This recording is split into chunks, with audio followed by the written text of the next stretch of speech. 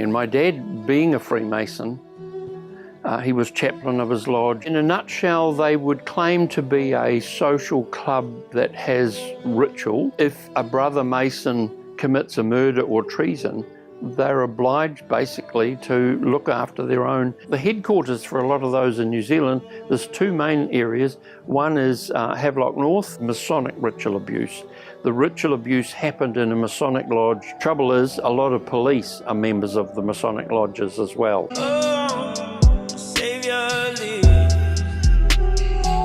Well, I'm Selwyn Stevens. I am from New Zealand, from Otago in the South Island, but now living in Manawatu in the North Island. And I'm the author of, well, I stopped counting at 35 books on different range of issues, and now the top 25 of them are now on Amazon globally, so that's quite exciting, really. Well, this is our top seller, Unmasking Freemasonry, Removing the Hoodwink.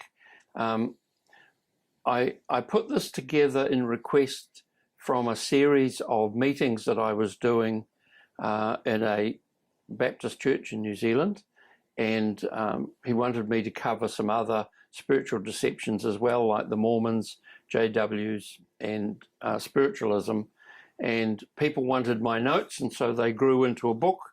This has gone through 7 editions and has a foreword from a good friend who's passed away now, Dr. C. Peter Wagner from Colorado, who was Professor of Church Growth at Fuller Theological Seminary. So he had me speak at one of their conferences with 2,500 people, and I led them through the prayer renouncing Freemasonry so that they could be set free. For me, the issue really was seeing families, including my own, with what I would regard as Masonic curses operating. And I just decided I needed to study this in order to work out what needed to be done. And that was mostly during the 1980s.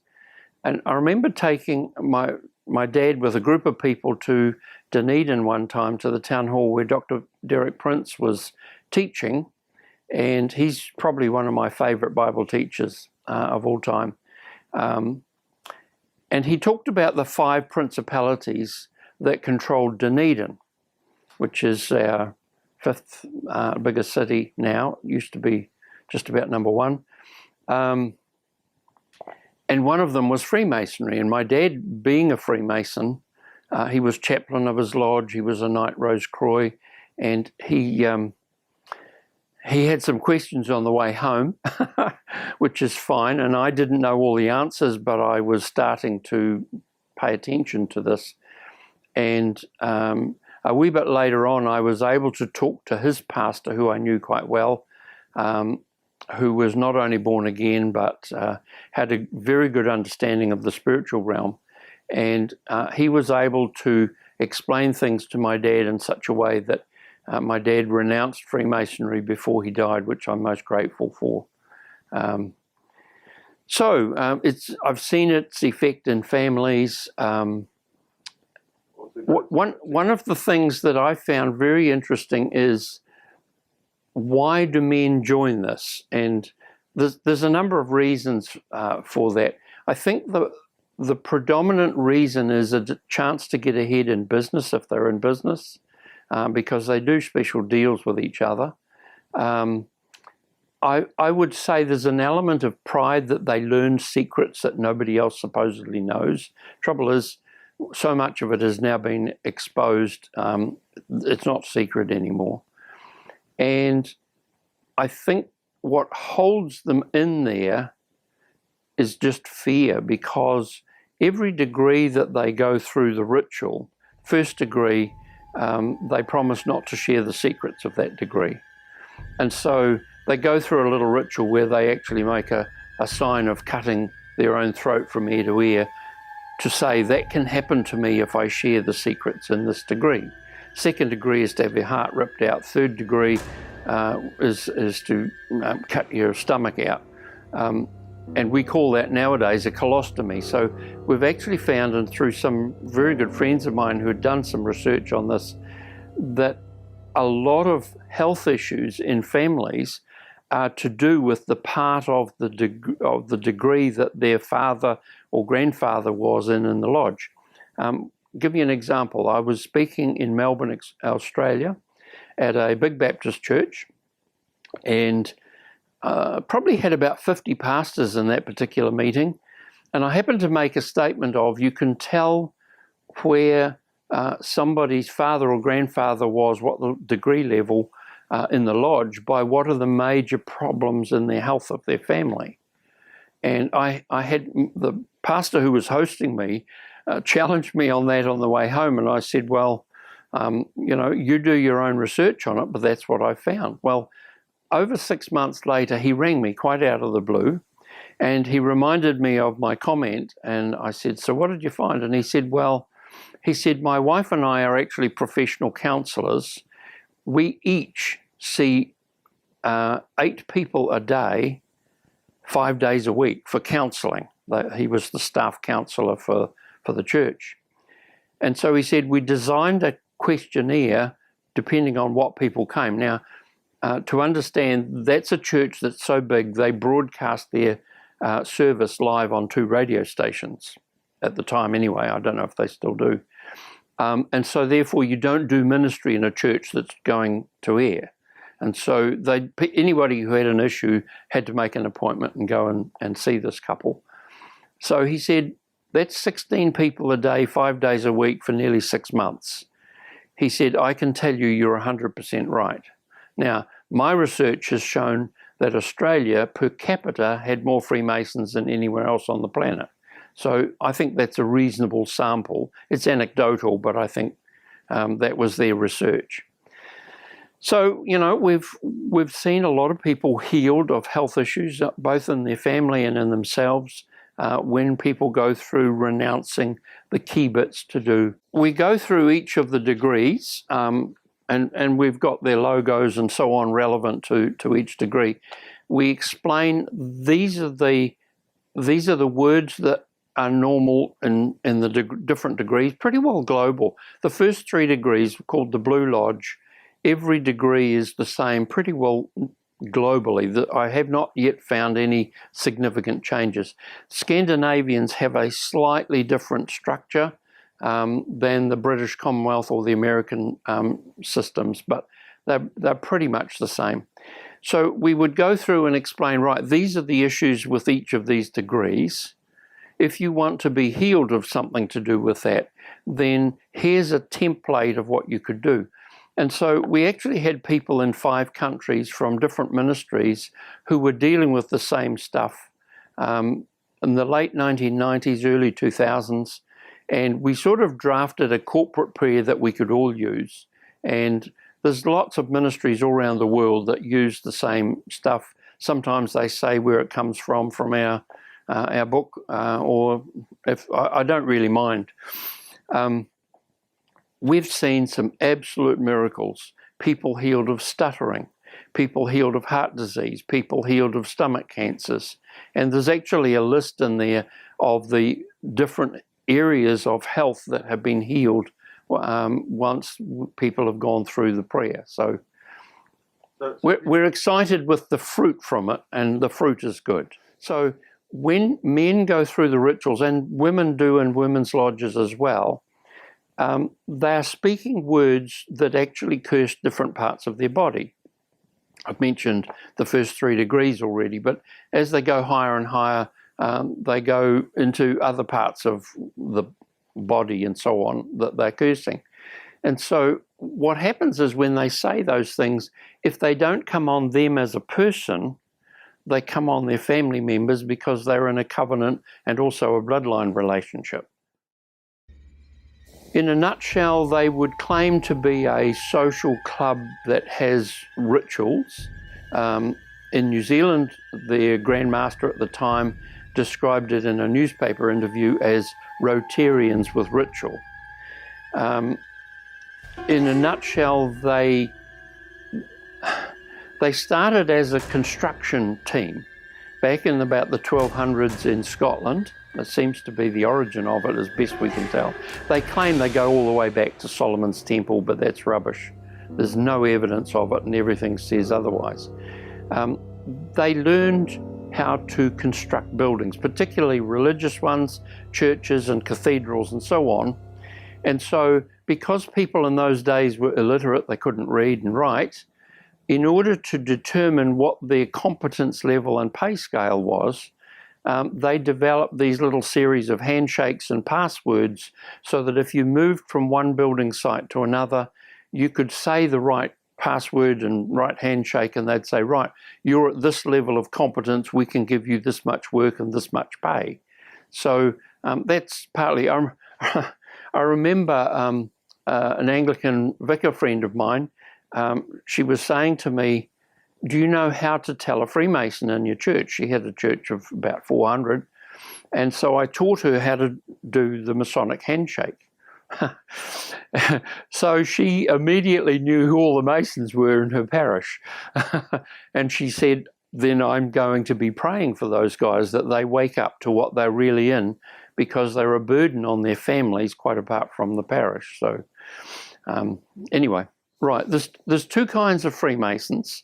There's the operative ones who still work in the construction. They build houses and so on. But there's the speculative ones, and they could be lawyers or politicians or accountants or just anything.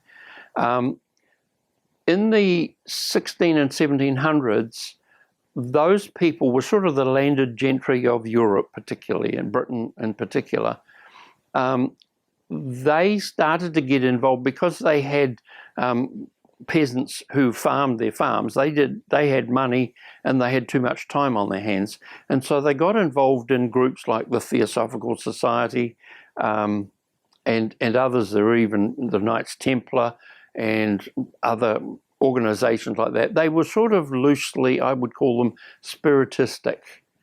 A lot of them were into conspiracy theories. Some of them were involved in plots against the government or so on.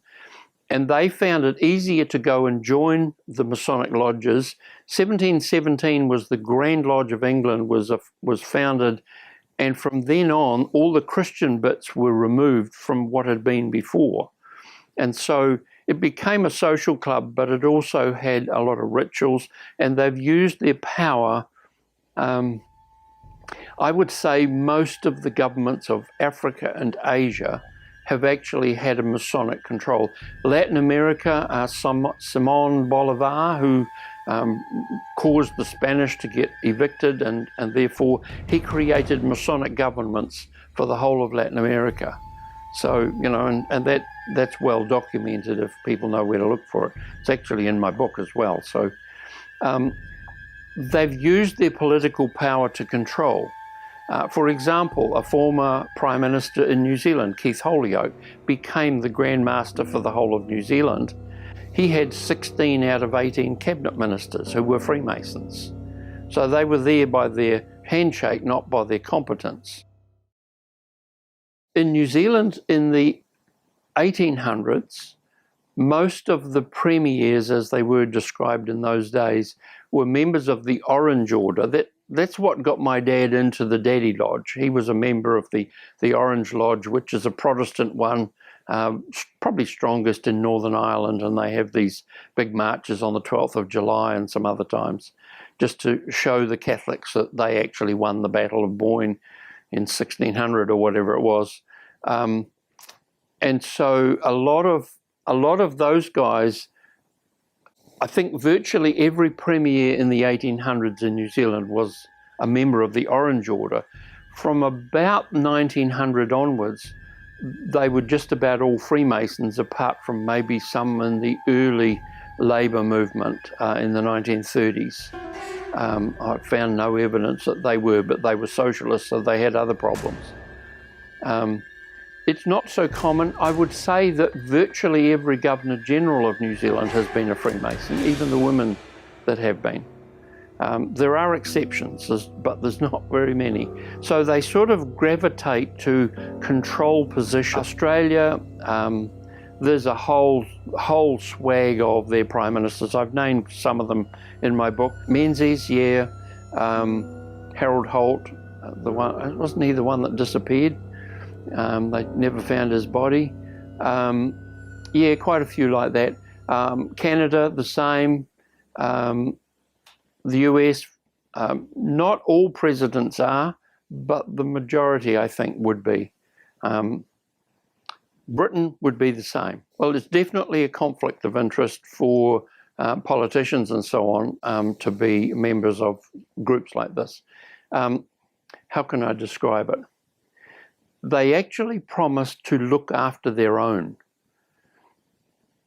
Even if a brother Mason commits a murder or treason, they're obliged basically to look after their own. And even if it means lying in court under oath, they will do that sometimes. So, that's an integrity issue as far as I'm concerned. But this is part of the promise they make in the rituals that they go through. And I find that difficult to sort of tolerate how people can do it with a conscience, but it's like their conscience gets seared. There's been some interesting events that they've manufactured. I would have to say I think Freemasonry has probably lost a lot of its strength. In New Zealand, their membership used to be about 48,000. Now I understand it's just a tad above 6,000. And I know anecdotally a lot of them have actually resigned and have found the real Jesus, so that now they're in a better place. I'd have to say that my role originally with my book was really to look at explaining to the wives and daughters of Freemasons why there are curses in their families.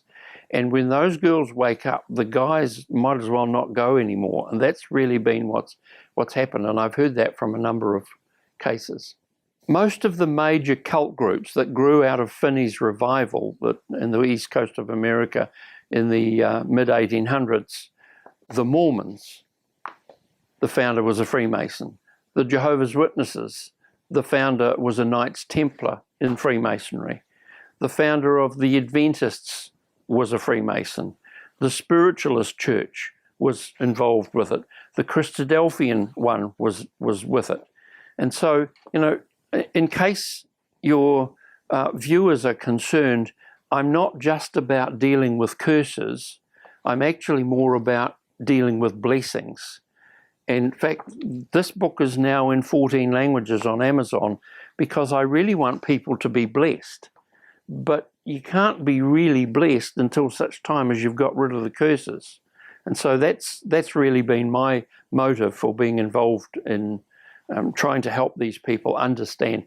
By gifting, I'm probably more of a teacher, and so I research things and I help share with people that are interested in freedom. And by doing that, I've been able to equip people on 5 continents. In the lower degrees, they sort of pretend that it's a Christian group, and in most of the Western world, it probably pretends to be that fairly successfully. And it's only when you get up to the 30th degree, which is 3 steps from the top, that you're actually told that you worship Lucifer. So they deliberately lie to their people in the lower levels. Now, when a man has gone through the rituals of the first 3 degrees, the fellowcraft being the second, entered apprentice is first, fellowcraft is second, master mason is third, and they're sort of told they've reached the pinnacle of the lodge. But if you look at a structure plan of how they're set up, you'll realize you're barely up to the floorboards and hardly out of the basement. And as you go through all of these other degrees, I can think of a friend of mine who used to be a Knight Templar. So that's about the second highest level that you can reach in most of the Western world. And he told me that he came out of it and became a Christian. He learned that he had to break 5 of the 10 commandments in order to reach that degree. numbers 1, 2, 3, 6, and 9. So if you're going to go and do that, you're actually going to end up with God as your enemy. Now, I've mentioned about the different degree rituals that bring a curse that the men speak. And so when it comes to ministry, we really need to go through those and explain, okay, this is what we need to cover. Because of the political control that their top people are involved in, they really have controlled a lot of countries. I mean, I was asked to go to Africa to speak about this because every British regiment in the 1800s and so on had a Masonic lodge inside it. Bottom line is, wherever the British military went, and they controlled a quarter of the world at one stage, including in New Zealand. It was Masonic infiltration here through in the 1837-8 onwards, and by 1840 they had Masonic lodges here, and most of the military campaigns by the British military here were held, the campaign meetings to plan what they were doing were held in Masonic lodges. And so this is why a lot of Maori have nothing to do with the lodge, because they know there's a connection. And basically we had a coup where the British Masonic Empire, I'll call it what it really was, and as somebody who's got a qualification from, or an honour from the Queen, I can say that I found it very difficult to say the whole British Empire basically was a Masonic empire. And so there's lodges now in India and Singapore and all around Africa and so on. Wherever they controlled it to that level. Bottom line is, this has actually caused a lot of people to start looking seriously at the political machinations that they've been involved in. Now, some people say, oh, well, it's a bit like Rotary or the Lions Club or whatever. Well, both of those groups were started by Freemasons. And the Scouts, yes, Baden-Powell was a very prominent Freemason. You can tell that from his tombstone, but you won't know it if you don't know what the symbol is with the point within a circle, which is on his tombstone along with the scouting one. I was in a cemetery, would you believe it, in Canada, in the city of Hamilton there, and the whole cemetery is laid out like a Masonic lodge. And you had to be a Freemason or a member of the Eastern Star, which is the women's lodge in North America, in order to have family buried in that place. And it had the table and the chairs and everything, the whole thing. The New Zealand Parliament is set up like a Masonic lodge, the debating chamber. Totally the same. The beehive is a Masonic symbol, and it's also the symbol of Utah, and that's because Joseph Smith Jr. Got involved in the lodge, and when he was about to be gunned down because he'd been put in prison, he wasn't martyred, because martyrs don't shoot back. He killed 2 and wounded a 3rd when he was trying to escape from jail, and he was there because he was jailed for burning down a newspaper office that exposed some corruption that he was in. But while he was about to be gunned down, he was giving the Masonic hailing sign of distress to tell the others, but because he had shared the Masonic secrets, they enacted what was common in North America at the time: you reveal the secrets and we'll kill you because you made an oath to do for us to do that. So, you know, the founder of the Jehovah's Witnesses has a Knights Templar pyramid over his tomb. It tells us exactly what they've got, complete with the logo on it and so on. So this is, if you know what you're looking for, you can see them in a lot of places. The phallic symbol for war memorials, those are Masonic obelisks. The Washington Monument is one of the biggest in the world. The one in the courtyard of St. Peter's in Rome is one of those. So, you know, we see these symbols, we don't recognize the spiritual implication of what it means. In Utah, for example, which is about 78% Mormon, they've just elected a Mormon as head of the Freemasons for the state of Utah. Now, that's rare. even though the founder was, and so Brigham Young was expelled from the Grand Lodge of Illinois and so on. I mean, all of that is well documented. They were told not to join because they would find out that the rituals of their Aaronic and Melchizedek priesthoods are the first, second, and third degrees of Freemasonry. The rituals are exactly the same and so on. Mormons, for example, wear sacred underwear. They've got a square and a compass on each breast. That comes out of Freemasonry. And I remember somebody saying on a radio interview about this, and the Mormons said, well, the Freemasons got it off us. No, it was the other way around.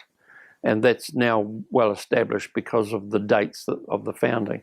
So some of these groups, now there are Mormons, for example, who are born again, but I also know a lot who have left the Mormon Church in order to find the real Jesus.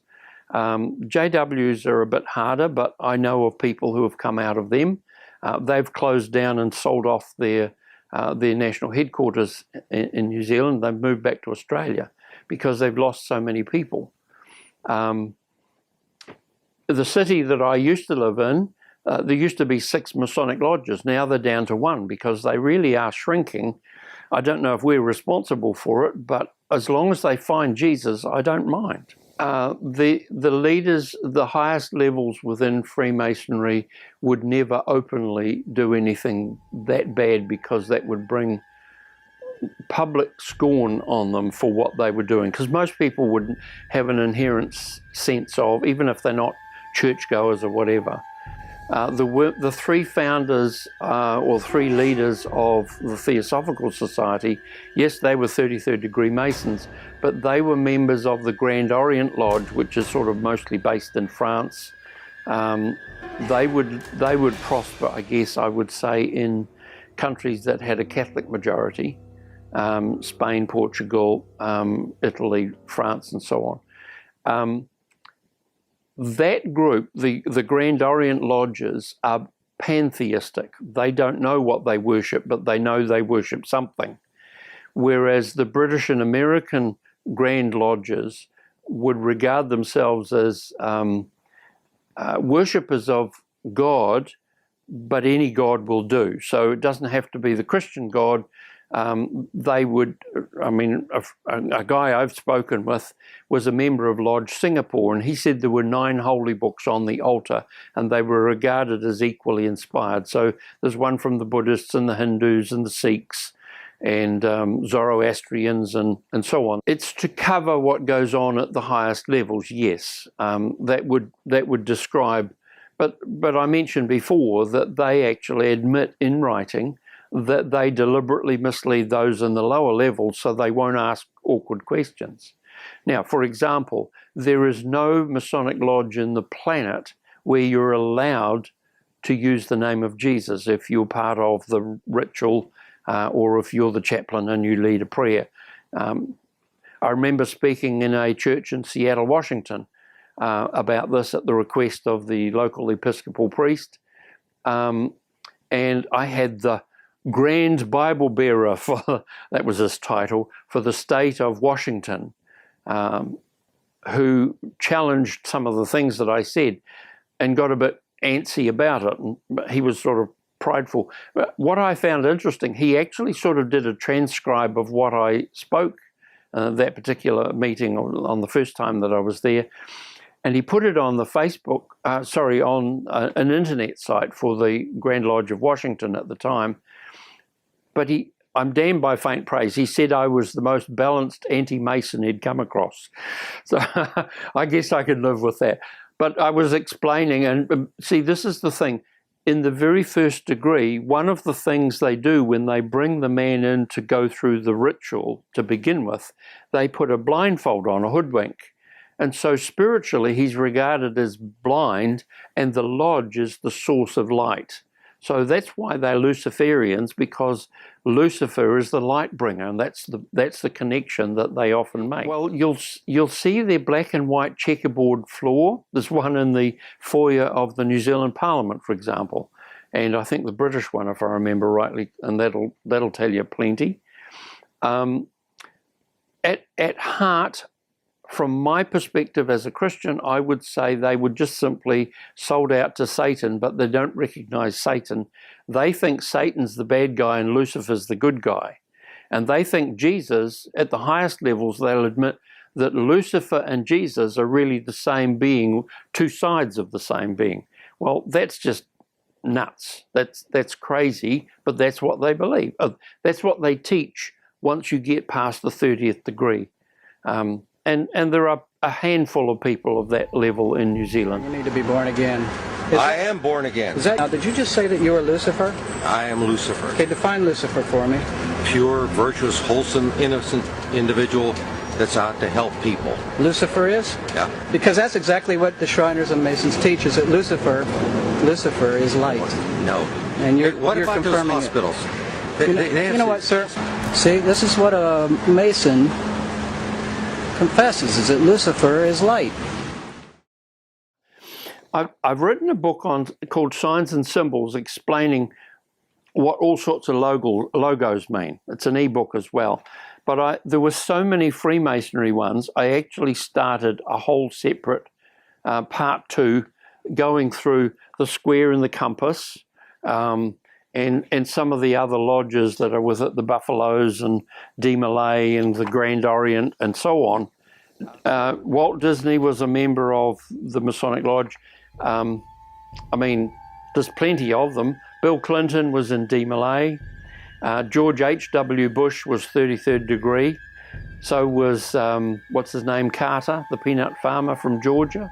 He said he was thrice born, which means he was born again and born again again, because he was in the 33rd degree, so he's fully illuminated. And he's 99 now, so he's about to meet Jesus, and Jesus will have to tell him, I'm sorry, but what you did in the lodge was not what I want. Virtually every country I know of has a law that says you're not allowed to keep human body parts unless you're a medical research facility registered for that purpose. It tells me it's a death cult, fundamentally.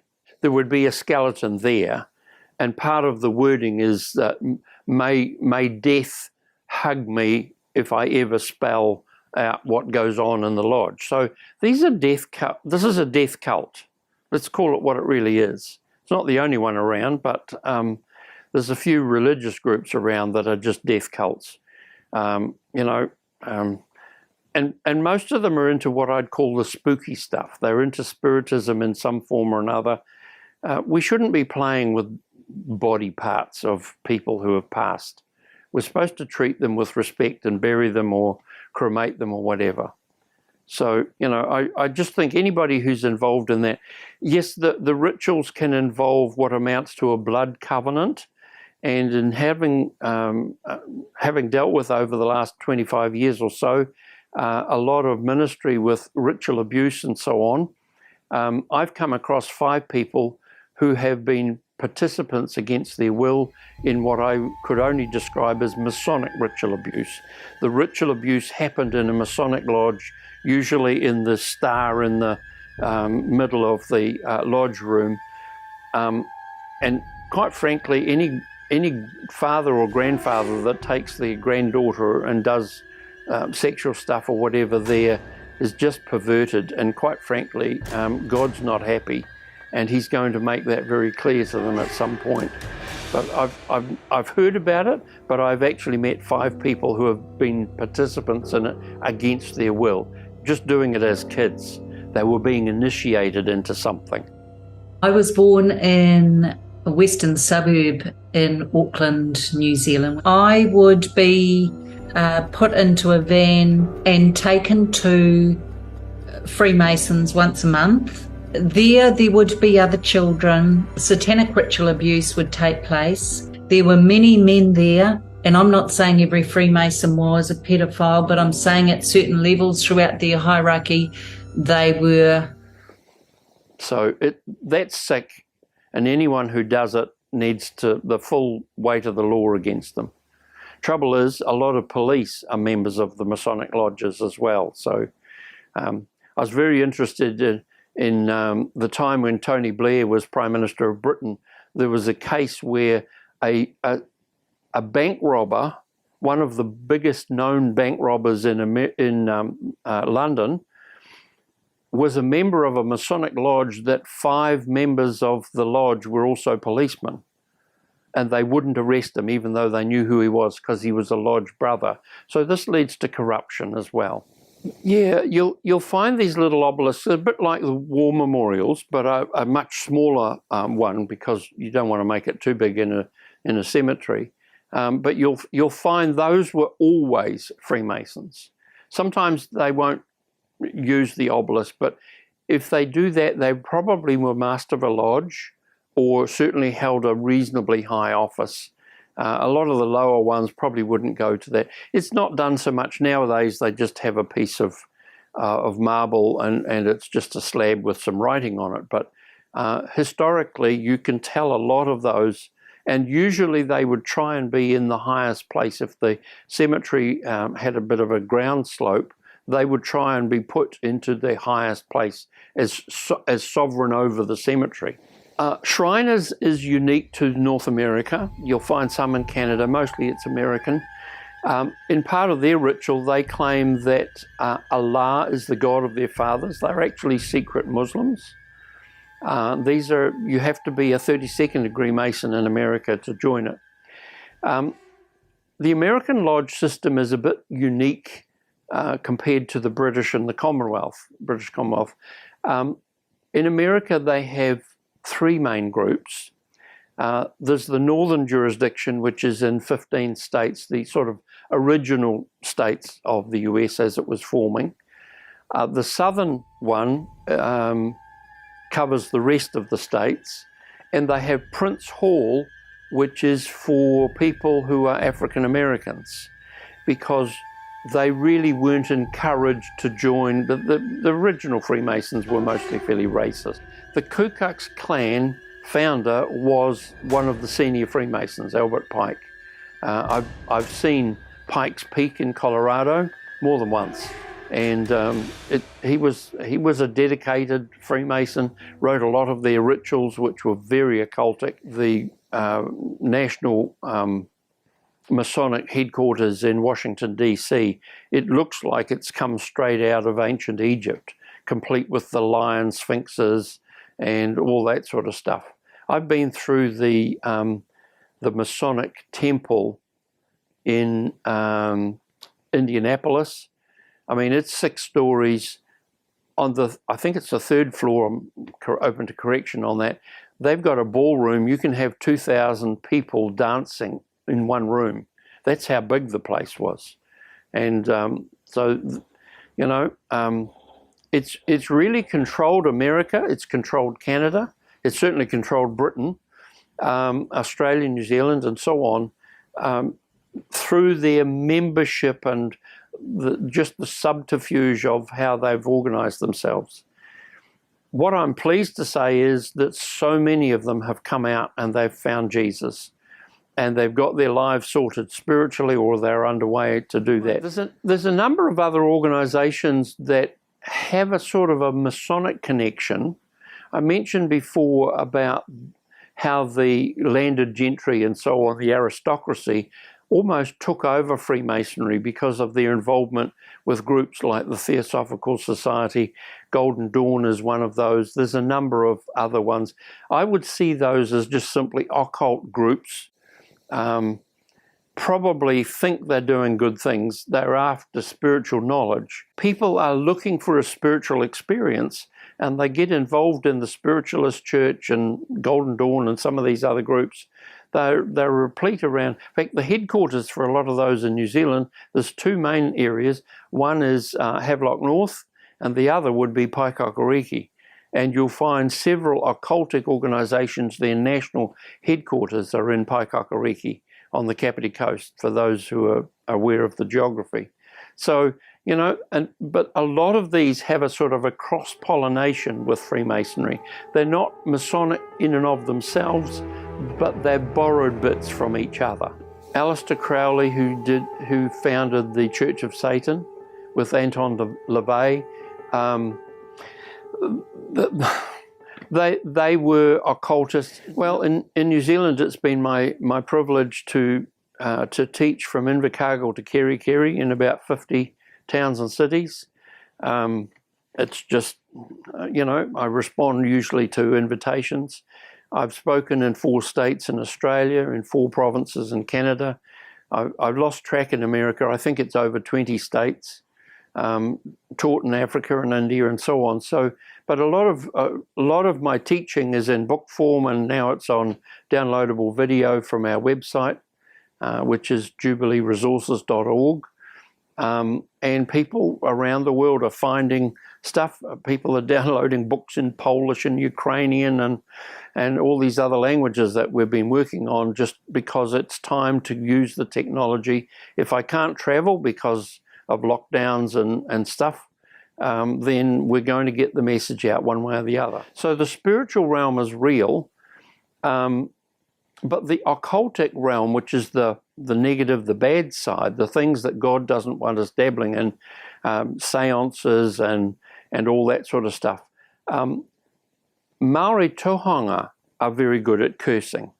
One of the national heads of our education department wrote a very interesting book about this called The Maori School of Learning. I'll think of his name in a minute. I've mentioned it in my book. And he talked about the 3 lessons that tohunga had to learn in order to be a tohunga. They usually were a Timothy to a Paul, if you like. They were learning under one. They had to be able to split a tree trunk or a rock with just words. Now that's power. The second lesson was to kill a bird as it flew by, just by cursing it. And the third one is that you had to kill someone. And they often were encouraged to try to kill their tutor because that gave them mana or prestige, if you like. And I know of cases where a tribe has, something's happened and they've needed to go and collect shellfish while the tide's down, but the tide's coming in and they haven't got enough for their families. And so the tohunga will hold the curse, speak a curse over the waves to keep it out until they've gathered the food. Now, I've heard cases of that in New Zealand. So the tohunga is just a witch doctor, if you like, a shaman. And that needs to be repented of by those who have had training in that before they can really adequately come to Jesus and be free of the bondage that they brought on their people. There's a real renaissance in tohungaism, and that's the term they would use, up the Wanganui River at the top end of it, for example, that I'm aware of. It's not uncommon, but the vast majority of Maori in New Zealand would actually have some faith in the biblical God and through Jesus Christ. Unfortunately, particularly the Anglican Church in New Zealand was involved with the British military in taking land off them, and a lot of that has begun to be put right, but not sufficiently yet. So Maori who know about their history need to be able to be encouraged to say, the God of the Christians did not tell them to come steal your land.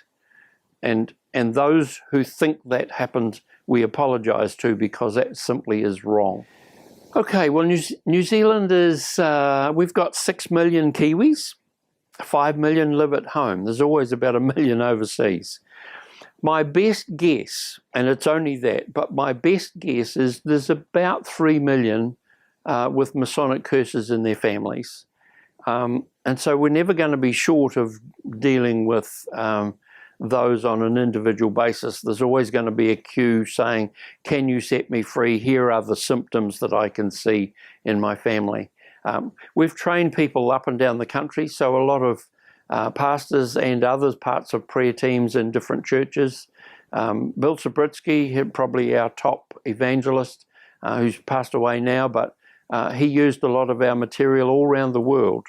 And particularly to do with Freemasonry. Introduced it to the Toronto Airport Fellowship, amongst other places. So, he opened a lot of doors that I was able to go through afterwards. But the bottom line is, if your life isn't perfect, there's probably something that's causing the problem. Freemasonry may be an example. There can be other things going on in families. in which case, go get some help. Cut the Klingons off. That's the way I refer to demons.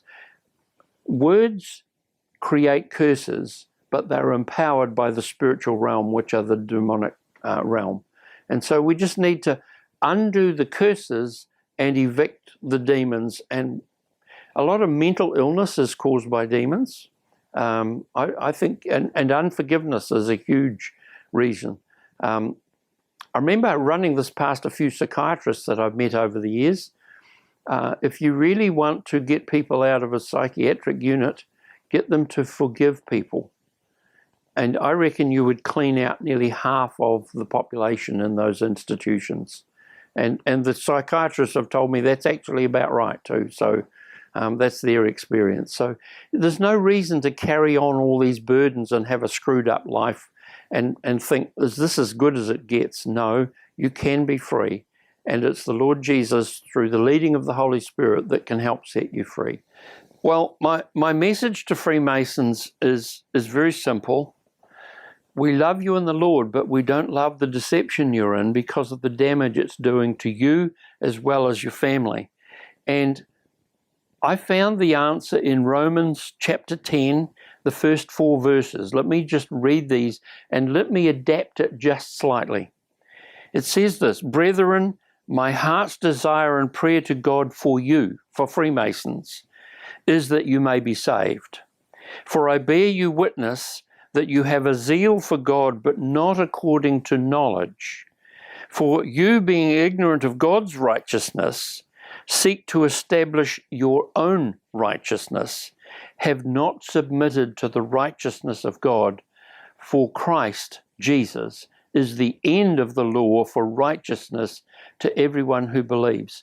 So the problem I see with Freemasons is they've established self-righteousness rather than relying on the righteousness of Jesus to get them safely into God's kingdom. So I don't want you to go to hell, but Jesus spoke more about hell than anybody else in the Bible. And so it's a real place. So my heart's desire is just find the real Jesus, and you can't do it if you're submitted to the Masonic Lodge or these other groups that I've talked about.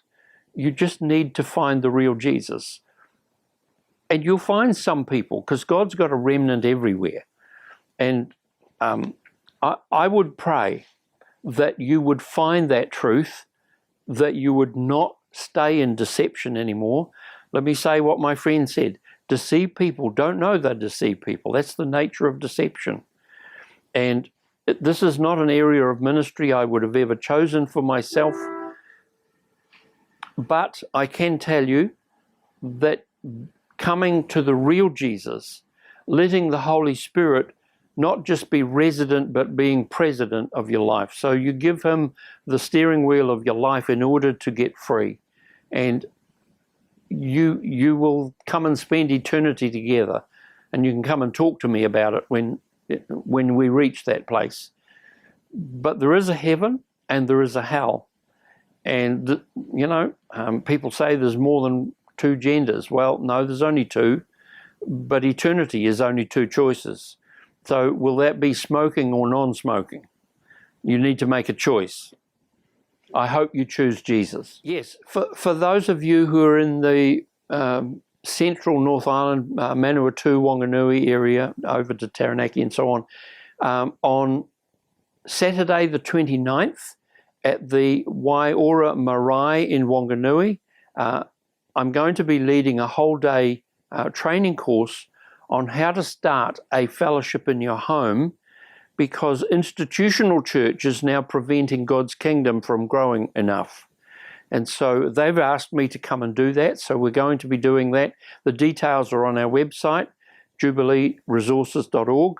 And the following Saturday, which will be the 6th of May, the day of the coronation for King Charles, we're actually doing one in the Manawatu at the Taonui School Hall, halfway between Palmerston North and Fielding. So if you're able to come along to one of those and learn how, we're going to learn together how to start a fellowship of kingdom believers in your homes, because things are getting difficult. Will they get worse? Well, possibly. But God's kingdom is going to continue to grow, because when Jesus comes, we're going to have a big party, and we'd like you to be part of it. Hallelujah. We've been fighting a long time, and we have all lost so very much, so many loved ones gone. But you are not alone. There are pockets of resistance all around the planet. We are at the brink. Above all, stay alive. You have no idea how important you are. This is John Connor. If you're listening to this, you are the resistance. John Connor.